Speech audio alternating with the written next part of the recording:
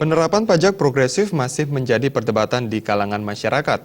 Berdasarkan pengaduan masyarakat yang masuk ke Yayasan Lembaga Perlindungan Konsumen Bali, sekitar 70% mengatakan tidak setuju pemberlakuan pajak progresif.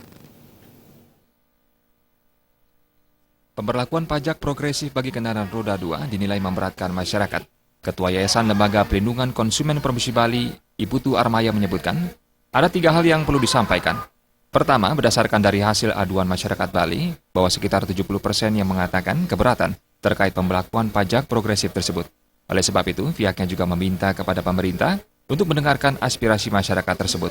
Kalaupun pemerintah berdalih bahwa penerapan pajak progresif untuk mengurangi kemacetan dan menekan angka kecelakaan, hal tersebut belum menjadi jaminan. Bahkan bisa jadi kemacetan akan tetap terjadi di beberapa ruas jalan.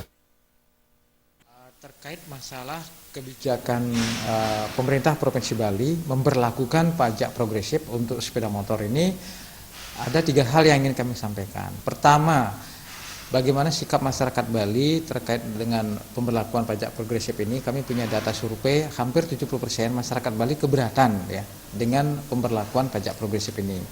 Nah, kami juga memberikan solusi. Solusinya adalah bagaimana ke depannya, katakanlah toh ini pajak progresif tetap berlaku, tolong juga agar pembenahan transportasi massal atau transportasi publik di Bali itu dibenahi.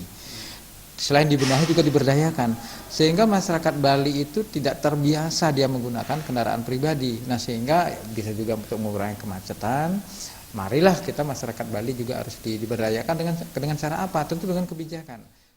Ditambahkannya, apabila pajak progresif ini diberlakukan, maka sebaiknya pemerintah juga membenahi infrastruktur jalan dan transportasi publik. Pihaknya juga menyarankan untuk pemberlakuan bus sekolah untuk mengatasi kemacetan. Andika dan